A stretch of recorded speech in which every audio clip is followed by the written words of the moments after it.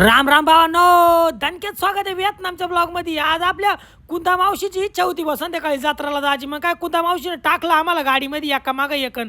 आली घेऊन जत्राला. पहिली म्हणत आम्हाला नाश्ता बिष्टा करू काहीतरी म्हण.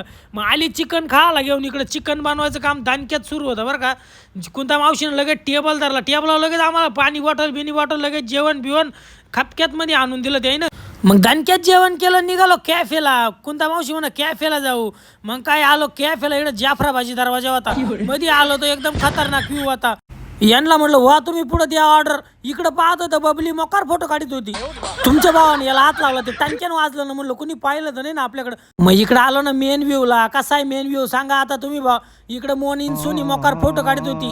इकडे पिंटा मावशी फोटो काढत होती. तिला पाहून आपली कुंदा मावशी भेटली ना गुडीचे फोटो काढायला. मी पुढे आलो. मला इकडे पाण्यामध्ये लाल परी दिसली. मग काय गुडीने उघडला दरवाजा. गुडी म्हणत चला जत्राला जायला टाइम झाला. चला चला पाटापाटा.